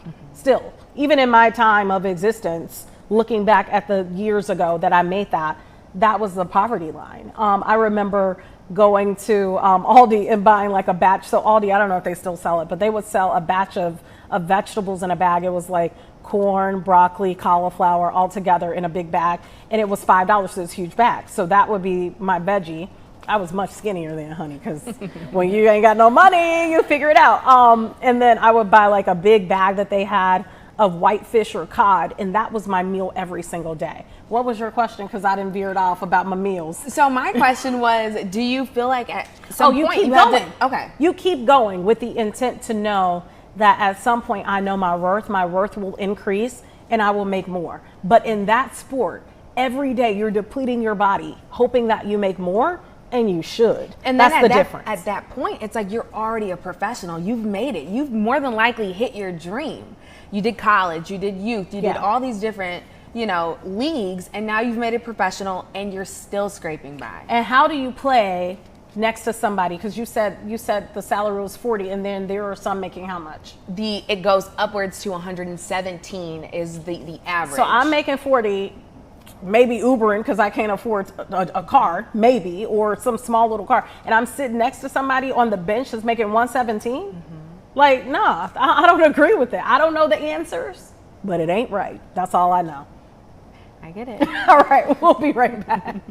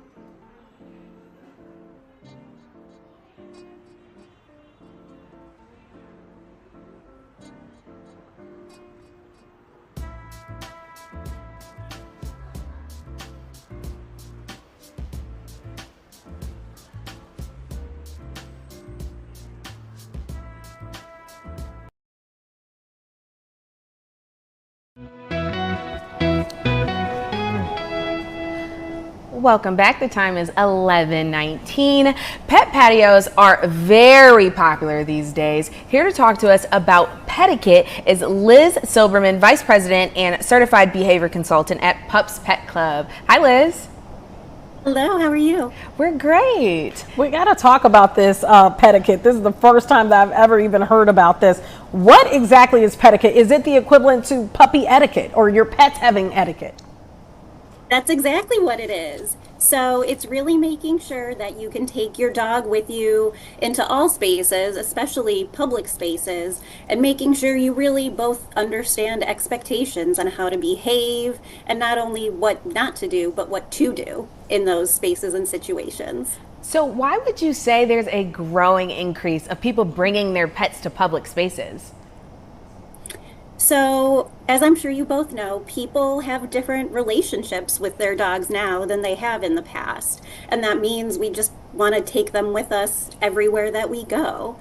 And so our partnership with the Sheraton Grand and what we do at Pups Pet Club is making sure that we give people and their dogs the tools to take them everywhere with them. So let's talk about that. What kind of things do you teach the owner and the pet about petiquette? Yeah, so it's making sure again that we can have everyone understand the expectations of how to behave in public. So it's how to sit politely while someone pets them, or making sure that they can lay by our side calmly when we're in a public place like a patio or a restaurant or a brewery or at a hotel, making sure they can stay calm with new and exciting distractions, making sure they can leave something, that was dropped at a restaurant like food or trash or something like that. And again, making sure they can just behave overall and stay calm. So typically, how long is the training course? Because I know sometimes, puppies are kind of rambunctious. Do people bring in old dogs? How does that work? So people bring in all sorts of dogs, from puppies to adults to seniors, and the class is usually about an hour. But the main thing to remember for this class and for dog training in general is it takes practice, and practice makes progress. So in all classes, we teach you what to do, but then it's making sure that you practice at home and gradually into more exciting and potentially overstimulating situations like a patio to, again, make sure everyone is set up for success. So, Liz, when I lived in California, people took their dogs everywhere. They took them to the grocery store. They took them to the coffee shop. I mean, they were literally like the date, right? They're the date of the person that's out. In Chicago, it seems like we are kind of leaning more towards that. It's a slow, I've been here back home about 8 years. We're slowly getting back towards that. Have you seen where restaurants and more public places where people go in public are embracing people bringing their pets? Oh, for sure. So really the best example is our partnership with the Sheridan Grand. And they do really fun things like this Pups on the Patio event, where it's a really fun event where people can go with their dog and then go and do all of the fun Chicago sites like Navy Pier or the museums. And then our Pups Pet Club, one of our locations, is right next to them. So they can drop their dog off at daycare with us and do all sorts of fun enrichment activities with us and have their own vacation and great time. And then everyone goes back to the hotel. They're nice and exhausted and tired, and everyone can get a great night's sleep. So talk to me more about this partnership with the Sheridan Grand. How much are the tickets for training classes? The tickets for this event, it's $35. The event is this Saturday, the 26th. You can purchase tickets on Eventbrite. And it's about an hour, like I mentioned, and it's going to be at the Chicago Burger Company, which is the patio that's attached to the Sheridan Grand. What are some of the major issues you see with pets when they're out in public places and maybe they haven't gone through this training, they're not quite there yet? What are some of the major distractions and issues you've seen? Yeah, I think especially being out in public more, dogs tend to get really excited and overstimulated. So when they see another dog, they might lunge and bark at them. Or, especially in cities like Chicago, there might be trash on the ground. So trying to pick up and eat everything there. So really getting into training is important and practicing those. So when you do get put in that situation, you're ready. So say I bring my dog out to a restaurant. What's the first thing that they should be doing as soon as we get in the restaurant? Do I take them to go sit down? Do I bring them with me the entire time? What's the first thing I should do when I get to the restaurant? The first thing you should do is make sure to give them cues and set expectations for what you do want them to do. So bring some treats with you, maybe a little towel or a mat or even their bed, and tell them to lay down or pet them while they're sitting right next to you. Again, it's not just telling them, no, I don't want you to do that, but it's making sure you're telling them, I do want you to do this, and reinforce that behavior throughout.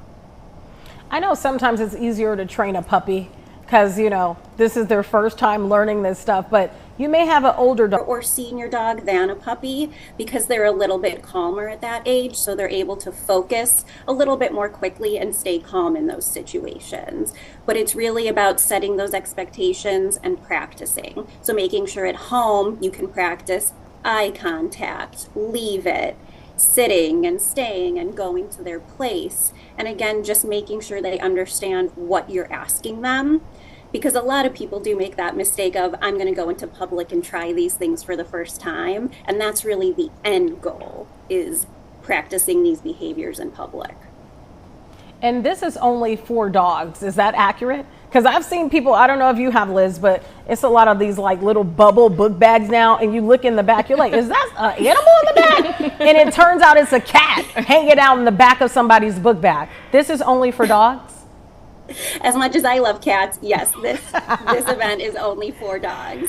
Cats might not have a great time with all these dogs around them.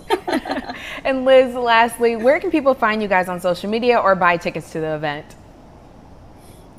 You can follow us on social media. It's just Pups Pet Club. And then obviously Sheraton Grand, Chicago Riverwalk is who we're partnering with. And the tickets are available on Eventbrite. Perfect. Liz, it has been a pleasure meeting you. Thank you so much for coming on with us this morning. Thank you for having me. Yeah, I was thinking about that. I was right here off of Lake in Michigan, and I saw a guy going to the Starbucks, and I'm like, is that a stuffed animal in his book bag? And when I got close, it was a cat hanging out in the back, and the cat looked like he was ready to get out of there. I always think those Like, are why? so cute. Like I like just doing. I stupid. like seeing the cat and just like, hey, he's just enjoying his little You walk. think he's enjoying being in that book bag. Right. We have no idea what his experience is. I would not enjoy being in a clear book bag for everybody to just stare at me. I would. You would? Yeah. I think it'd be a fun. I get to go and travel and see what my owner's day is like. I guess that is cool. That's from a that cool perspective. perspective. That is true. I did an experiment one time, and I forget, it was a movie that had come in town. I was living in Cleveland at the time, and they had me to put a GoPro on my dog to see what my dog goes through when I'm not home. And it was the most sad thing I've ever seen. I was like, why did I even do this? It made me so depressed. The dog was clearly depressed, was like, so like once I left, the door closed and you could see it on the camera. He was just like sleeping. He'd look out the window like, is she here yet? No, go back. It was so sad. I would not want well, I guess it's cool if they're coming with you, but to see their day, sometimes they have a really sad reaction to us not being around. I've seen on social media where people always say, like, your dog is waiting just for you. It's true. Your dog is waiting all day to interact with you. So as soon as you get home, when they're super excited, that's what they've been waiting for all day. Yeah, it is true. So I guess, you know, events like this, Petiquette, for you to then bring your animal out into the public, it's necessary. It's a fun event. Yeah, I love it. All right, we'll be right back.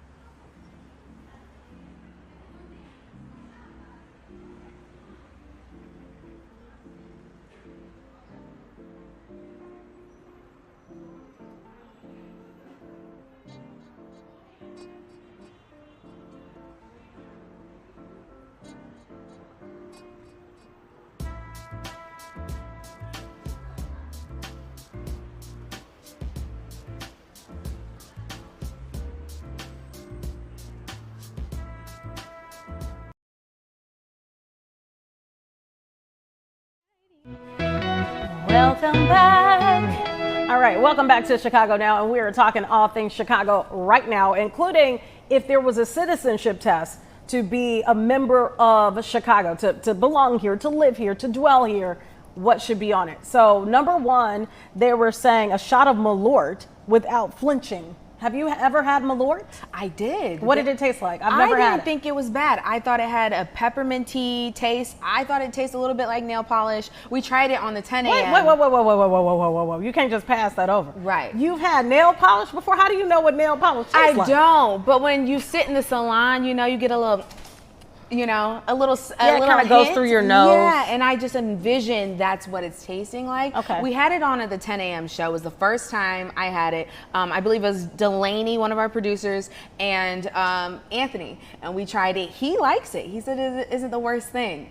Is it thick or, I mean, the name just sounds like something thick. Like Malort. It just sounds like it would be just a thick old glass of something. it was not bad at all. Okay, I have to taste it. I'm not going to knock it till I try. Now, what about the ingredients on a Chicago hot dog? What should be on the hot dog? Do you know? So I know that it should not have ketchup on it. True. It has tomato, like those little slices of tomato. It has one slice of pickle on it with, I believe it's a sesame seed bun. Yes, correct. Mustard. What am I missing? Celery salt. Celery salt. Okay. And we're missing one other thing. Relish, the green relish. And we're missing the peppers. And a hot pepper, yeah. That's right. A hot pepper. All right, we did well. Now, finish this, 588-2300.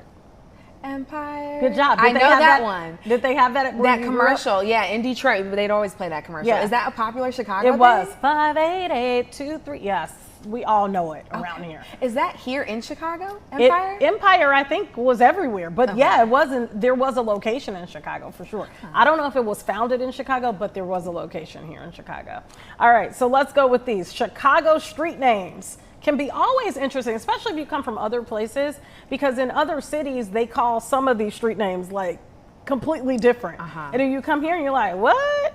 But if you're from here, you're used to it. So, okay, what's the first one? Okay. Goethe. What do you think? So I visibly just did a head scratch because I have no idea how to pronounce these names. Goethe. Go F. Goth. Go. Goth. Goth. Is that right, guys? Isn't it Goth? Okay, silence. They don't know. Okay. So this next one is think it's Paulina. I'm gonna go with Paulina because Paulina. Paulina. You don't. They don't really pronounce. Most Chicagoans don't really get that U in there. Paulina. Paulina. Okay. And then DES space PLAINES. Displaying. Correct. Displaying. And I've heard you say that, so Yes. that's how I know that one. DUSABLE. It is not DuSable. Don't you dare say that. DuSable. Yes, that is correct. And DEVON. Oh, I don't know that one. Devon. Devon. Okay, I would have said Devon that. Street. And then the next one. That's always a tricky one for people that live here too. This next one? Yes. So this next one is HEGEWISCH. Yes. I'm going to go Hedgewish. Hegwish. Hegwish. Hegwish. Hegwish. Hegwish. Yes. Okay. THROOP is the next one. What are y'all saying over there? Huh? What? I don't know what they're talking about. What's this one? Do you know? This next one. Is it a simple pronunciation? Yes. Through. No. See, I thought you said it was the simple. H is silent. Troop. True. Troop. Okay. Yeah, Troop Street. And then WILLIS. Or it's Troopa Avenue. I don't remember. But This better be just Willis. It is. Okay. Willis. Simple as that. They try to trick me out. Okay. List 5 pizza joints. Okay, so acceptable Chicago pizza joints. I'm gonna say Lou Malnati's. Yeah, we just had them. went there. I hope so. I'm gonna go Let's go Giordano's. That's a good one. And then Robert's Pizza. We did a story there a few months ago. Phenomenal Good. pizza. I was gonna say What are you gonna Beggars. say? Oh, they're Beggars good. Pizza. Yeah. And then I would have said, let's see who else. Doreen's. I had them for the first time there. Never had them. It's only 2 locations, one in Dyer, one in Hegwish. Okay. Dyer, Indiana, that is. And then what else would I say? Man, Rosati's. I would say been there Rosati's. too. That's Okay. a good one. How many have we named? I think 5. We've named more than 5. Okay, we good. That's Yeah. good. That's all we got. Okay. So as a true Chicagoan, what do you think should have been added on this list? To what? Questions to ask? to know that you're a true Chicagoan. Neighborhoods. Neighborhoods. Yeah, because I always find it very interesting that Chicagoans, a lot of Chicagoans stay within their own neighborhood. And they only venture out maybe for work or something like that, maybe occasionally to visit family. But if you live on the north side, and if your family does not live on the south side, most people stay on the north side for everything. And then if you work downtown or the suburbs, you go there, but that's it. So you don't really know anything outside of these square miles. That's it. So I always find that very interesting that this city is so big, so much diversity in different neighborhoods, because it's not really diverse, but in different neighborhoods, so much diversity, and people choose to stay in this one spot. And they only know about said neighborhood. I know you're rapping me, I see it. They only know about said neighborhoods because of the news, but they've never experienced it for themselves. So now that the news then said Inglewood is just rough, every time they report on Inglewood, it's just so rough, and you've never gone there, that's what you think. And I think it's a disservice to you to live somewhere and you only go to this particular place and nowhere else. Now listen, I'm not telling you to head over to Inglewood at 11 o'clock at night, but I am saying that it's okay to go to some of these neighborhoods and try different things. Yeah, you don't go just cruising through and you've never been there. But when it's daytime, things are open, go and experience different parts of town. I mean, everybody's not shooting. And that's for real. That's true. Yeah, everybody's not pulling out a gun. I grew up in those places. Everybody's not toting a gun at 3 years old. That's what the news will have a lot of people believing. And yeah, that's a problem. But we ain't got all day to talk about that. That's good advice. We got a lot more to talk about right here on Chicago Now. Stay with us. We'll be right back.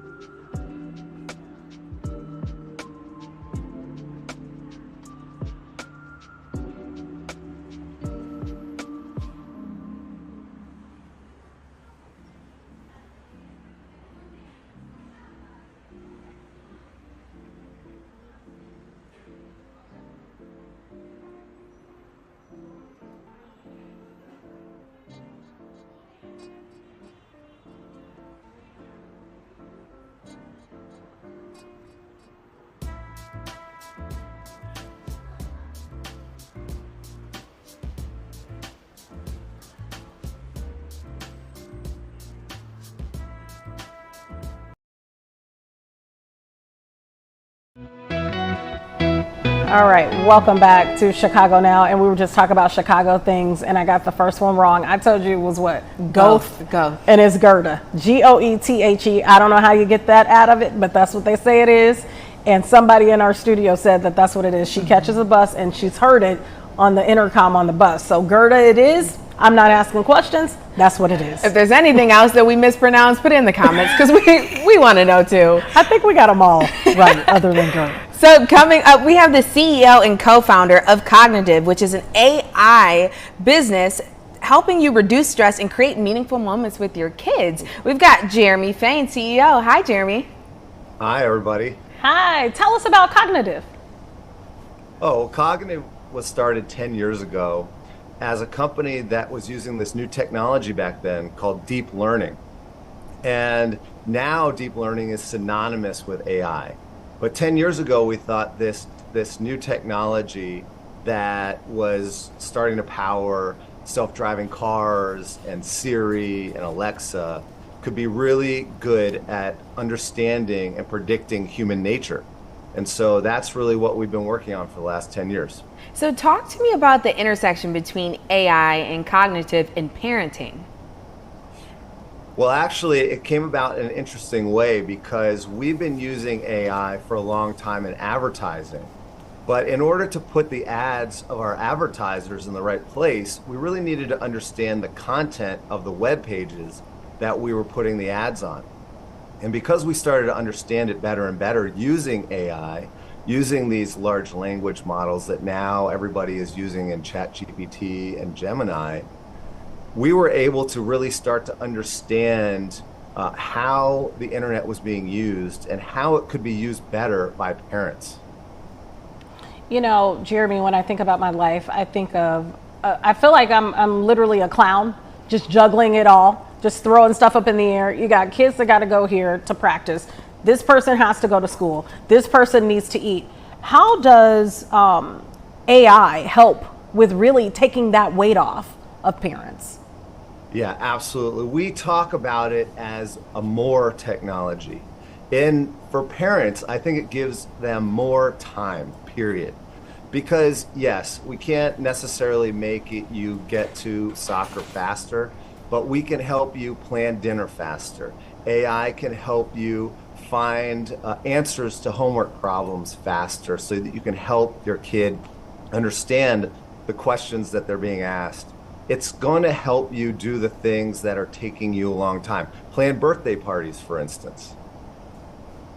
That's incredible. So can you talk to me about how, say I'm a parent and I'm putting in one of these prompts, what would I ask it? Like, plan this birthday party for this amount of people, or what would you type in? Exactly. You could be very specific. You could say, hey, what pizza place is best for a kid's birthday party in Chicago? I was listening earlier, and I'm a Lou Malnati's guy, so hopefully the AI would say that that's the place to go. But you could do it for, what should we do on a rainy day? What are 3 new crafts that are being used by kids these days? And it'll give you some new options. It's actually very good what you're saying, because I think one of the issues a lot of people have is they're still afraid of AI. They're thinking, some people, I think in their mind, they think, well, if I tell AI this information about my family, some robot is going to come knocking on my door one day and proclaiming that they're me. What do you tell people that are afraid of AI, thinking that their information somehow and all of the details they tell AI about themselves goes into like a public space that could be used against them? Yes, that is a good question and a real concern.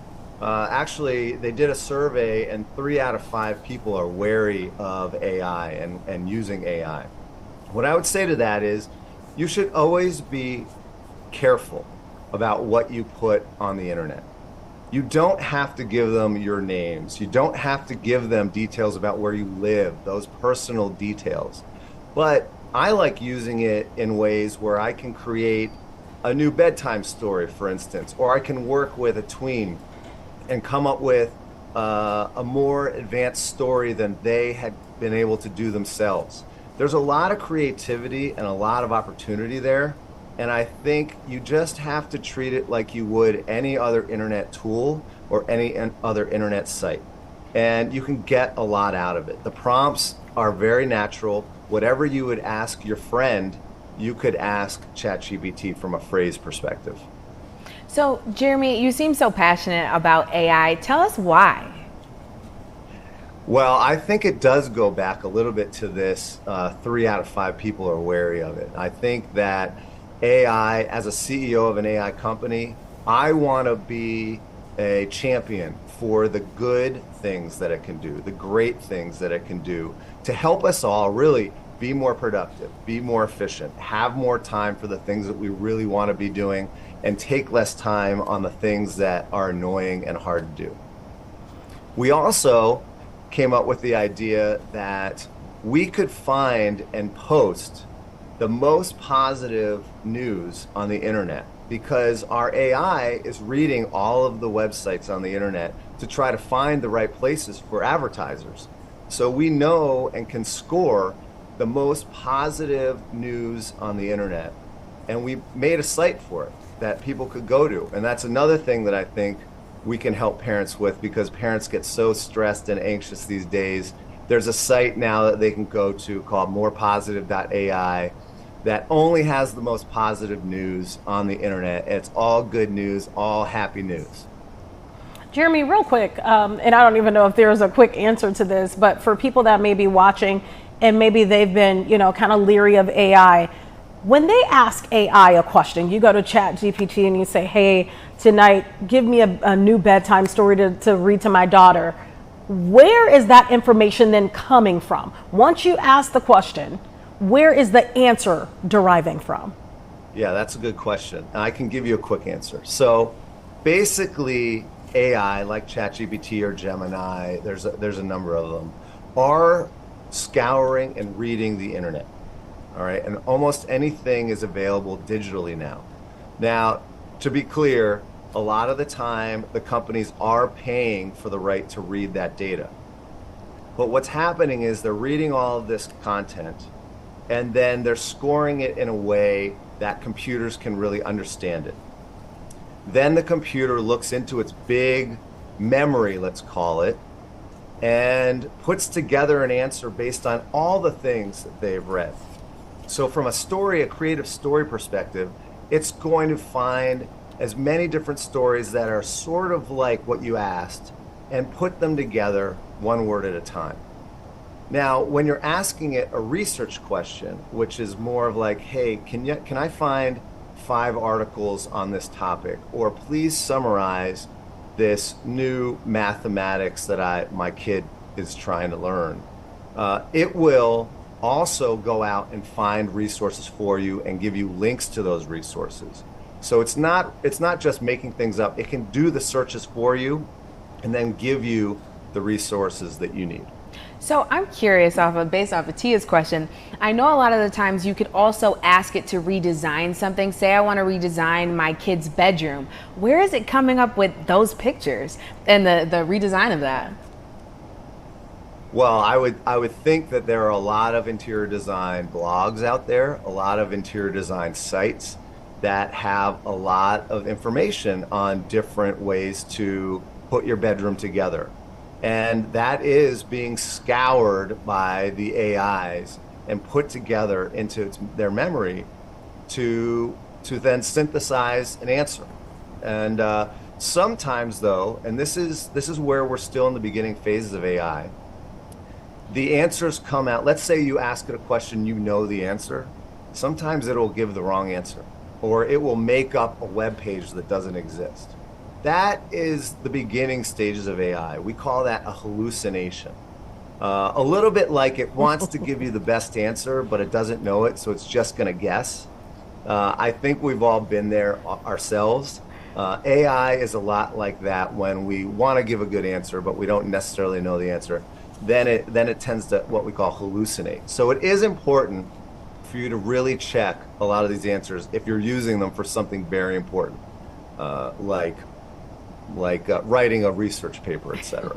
Yeah, very good advice. Jeremy Fain, CEO and co-founder of Cognitive. Thank you so much for being with us. Before we let you go, where can people find you on social media? Well, you can find Team Cognitive on Insta, and you can find us at morepositive.ai, where you can find all the greatest news on the internet that is uplifting. It gives you a positive pause, as we say. All right, perfect. Yeah, we don't want anybody searching you down. We're going to go Team Cognitive. Thank you so much, Jeremy. Thank you. Thank you. That was all insightful. That was. I think AI is so interesting to me. Yeah, I think we got to get on the bandwagon or we're going to be left behind. I've been trying to think of if I could come up with a business that was AI involved, what would it be? Because I think that's really the next wave. I think in terms of our next billionaires that we'll see, I think they all will have hands For somewhere sure. in AI. And there's so many different creative ways that you can use AI too. Like he said, planning birthday parties, where it's taking so much time out of your day. So I think that's probably why people are so into it. It gives you the time back. Right. You know, it gives you time that you wouldn't necessarily have. Because think about it, if you're researching a research paper, I'm sure you remember those days. I know I do. You have to go sit at the library for 5 hours and thumb through all these books. I'm not saying that that takes that away, because you probably still need to do some of that because AI does hallucinate, but maybe not as time. And getting those like touch points. Maybe you just need a few things, a few little summary ideas, and then you use it from there. Like I wouldn't say do your entire research paper, but definitely make it a little bit easier. And it sounds like too with AI, I guess the beauty of it in some ways, and why some people are leery, is that it gets to know you. Right. So it kind of knows if it's putting something together for you, you're asking for a story or something like that for your kid, it kind of, after a while, it gets to know kind of how you think. Right. Which is a little scary, but interesting at the same time. So a little scary, but here we are. Yeah, exciting. We'll be right back after this break.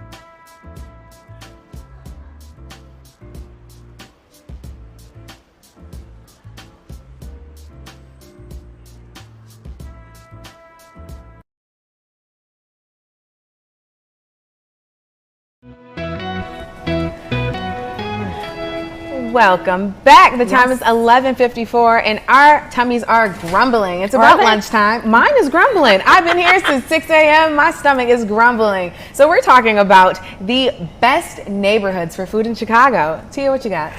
Okay, so I would have to say Hyde Park. Okay. And Bronzeville. Those would be my two top Chicago neighborhoods for restaurants and food, because you literally can just, depending on where you start, you could literally just walk straight up the strip. I think the location that I'm thinking of in Hyde Park is 55th Street, and you could just keep walking. I think that's 55th Street. You just keep walking straight up. What is it? 53rd. Thank you. Thank you for correcting me. 53rd Street is a few blocks off, and you literally can just keep walking and you'll get all the restaurants you need. One of my favorite is Virtue, one of my favorite restaurants.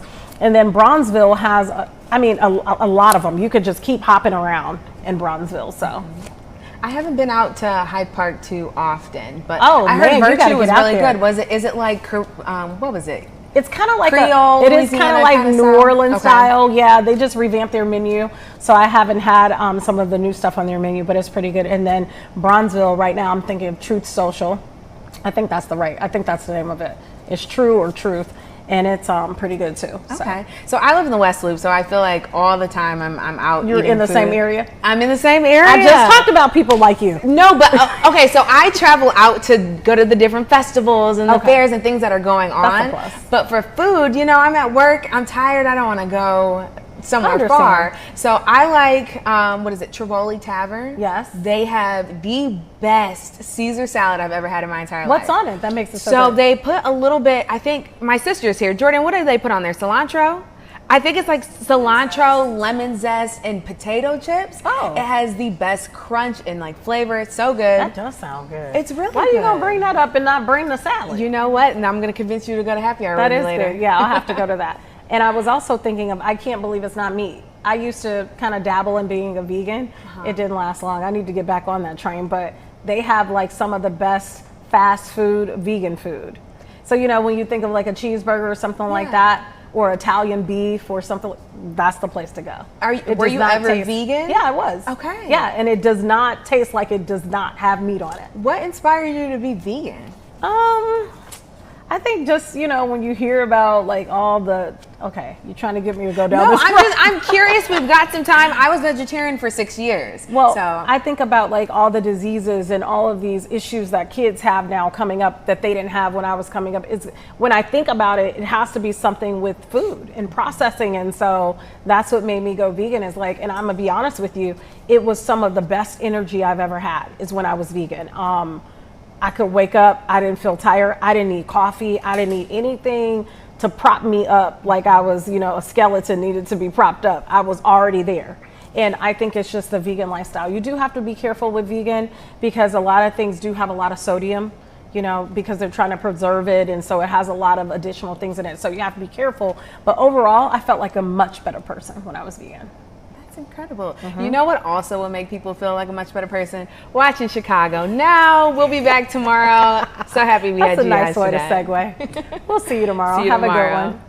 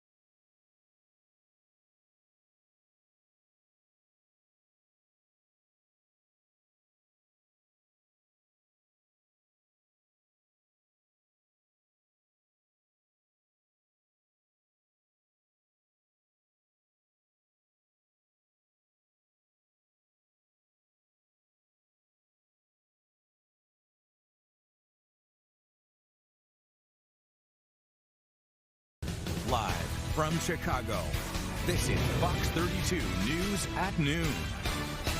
Next at noon, closing arguments set to get underway in the trial of a man charged with murdering a Chicago police officer. And a grand reopening for Red Line stops are back in service after being closed for years. Taking a live look outside for you on this Monday. It is pleasant right now, but dangerous heat is on the way later in the week. Good afternoon, everyone. Thanks for joining us today. I'm Sylvia Perez. And I'm Brian Jackson as we check back in with Mark Stroh for a look at our forecast. Mark, things look like they've cleared up just a little bit out there. Has the heat come with it yet? You know, today we're going to do temperatures a couple of degrees below average. So today is a pretty solid day. And we do have some sunshine around. We've had a little bit of haze from some forest fires earlier. We've had some clouds breezing in from Missouri and southern Illinois from some showers and thunderstorms that have been downstate and across parts of Missouri. You see that band of clouds lifting right up here to Chicago. But the further north you look, the clearer the skies get. And the further south you get, well, we run into partly sunny skies for today. That's kind of almost the dividing line right here across the city. Now, temperatures today, well, we're going to go up the daytime highs up into the lower 80s, mid 80s through the Fox Valley, but low to mid 80s puts us a degree or two below average to about average, and that ain't bad, especially compared to where we're going later this week. I'll tell you about that coming up in a moment. A jury is set to hear closing arguments in the trial of a man accused of fatally shooting a Chicago police officer. Joni Lum has the latest. She's joining us live from the courthouse. Joni, what can you tell us? Sylvia O'Brien, there were some late motions filed Friday and last night, and the judge in this case has ruled that the jury can consider second-degree murder charges as opposed to first-degree murder because, as he said, there is some evidence that the defendant did not know that he was shooting at a police officer. 21-year-old Stephen Montano testified Friday that when he turned toward Officer Andres Vasquez-Lasso, all he saw was a gun pointed at him, not a uniformed police officer. He fired 5 times, killing the 32-year-old officer in March 2023. Vasquez-Lasso was pursuing Montano, who had a gun and was running toward a schoolyard where children were playing. The jury saw the officer's last moments through his body-worn camera video. Today, Judge Like quoted Montano's testimony from Friday. He said, quote, "Acted out of fear. My instinct was to turn and shoot. I was terrified. I feared for my life. He shot me first." The Fraternal Order of Police president said on Friday that those claims are inconsistent. The justification, the explanation, the reasoning, it is all smoke and mirrors and nonsense. I get everybody's entitled to their day of court, but none of what he's testified to makes any sense. There is no justification for this. And so right now the judge and the attorneys are in conference discussing what the jury instructions are going to be. First-degree murder of a police officer on duty carries a mandatory life sentence. Second-degree murder could be a lot less. Police have filled the courtroom once again, including Superintendent Larry Snelling and State's Attorney Eileen O'Neill-Burke. They are also in the courtroom right now. Reporting live at the Layton Criminal Courthouse, I'm Joni Lum. Back to you. A woman accused of drowning a 1-year-old child in Lake Michigan is now charged with murder. Police arrested 31-year-old Sarah Amon. That incident happened before 10 p.m. on Friday night near the shoreline along 70th and South Shore Drive. Police found the woman in the water. The child was recovered by the fire department's Marine unit and then taken to Comer Children's Hospital, where he was pronounced dead. Police have not confirmed the relationship between the woman and the young boy. One person is dead after a crash between a motorcycle and a dump truck. This happened on Illinois 53 northbound near Rand Road in Arlington Heights at about 1:30 this morning. The motorcyclist was pronounced dead at the scene. All north and southbound lanes were closed for several hours, but they have since reopened. After several years, 4 red line stations are finally back open, and city leaders, they held a very big celebration this morning. And Roseanne tells us why the new stations will be more accessible for everyone. We're talking about the red line stations at Lawrence, Bryn Mawr, Berwyn, and Argyle, where I am today. Now, elected officials joined CTA officials and disability advocates today here to celebrate phase 1 of what they call RPM, Red and Purple Modernization, a more than $2 billion project. Now, they were here showing a before and after photo of this train station and then cutting a ribbon. The 4 stations newly rebuilt have new accessibility features, elevators, escalators, wider platforms, along with canopies to protect riders from the rain. Mayor Johnson rode into the Argyle station.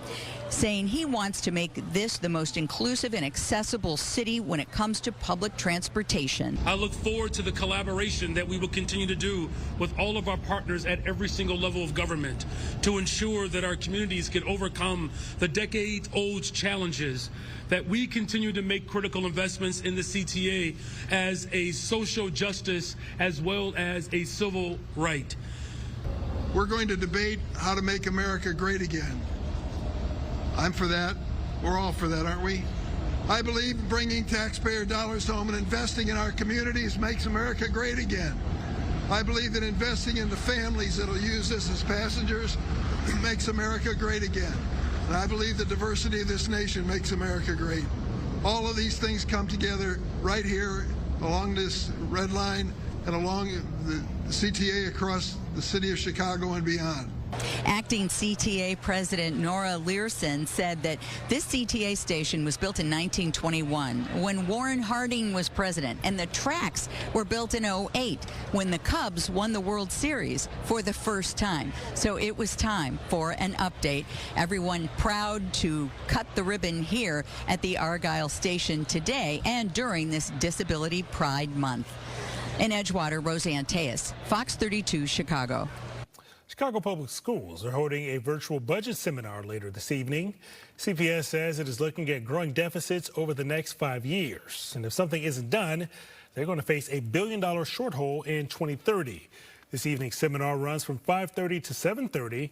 You'll find the link to RSVP under links you saw on Fox 32 on our website. Well, some residents of a troubled South suburban apartment complex say that they'll be looking for answers tonight. We've covered the ongoing issues at the Autumn Ridge Apartments in Park Forest. Residents there told us that they were without air conditioning for weeks as the temperatures outside soared. The Park Forest Village Board will meet tonight, although Autumn Ridge is not listed on that agenda. The village has issued numerous citations to the building management. Will the truth about Jeffrey Epstein's clients ever be revealed? Following intense public pressure, President Trump called for grand jury transcripts in his case to be released. But Epstein's former lawyer says that those records, they might disappoint. Rebecca Castor has the details. Whether the president likes it or not, public interest in the Jeffrey Epstein scandal is not going away. Now he's trying to appease critics who think he may be involved by ordering his Department of Justice to ask a federal judge to unseal grand jury transcripts that led to the accused child sex trafficker's arrest. Grand jury information is narrowly tailored by prosecutors only to provide sufficient evidence to result in an indictment. Epstein's former lawyer wants the transcripts released, but says what the public is looking for, such as a client list, is not in there. Instead, he thinks investigators should be talking to Epstein's former girlfriend and confidant, Ghislaine Maxwell. She is the Rosetta Stone. She knows everything. She arranged every single trip. If she were just given use immunity, she could be compelled to testify. I'm told that she actually would be willing to testify. Earlier this month, the DOJ and FBI revealed they have not found a client list or evidence that Epstein was murdered. President Trump is now calling the whole thing a scam perpetuated by Democrats. This is his making. He was president when Epstein got indicted for these charges and went to prison. He was president when Epstein committed suicide. Ghislaine Maxwell is currently appealing her child sex trafficking conviction and sentence to the Supreme Court.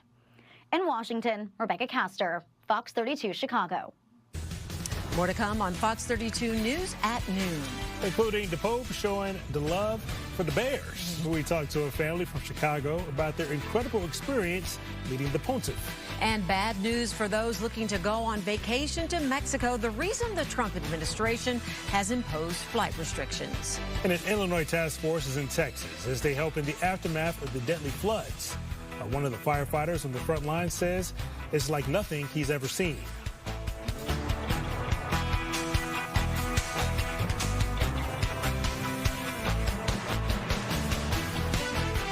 Are you struggling?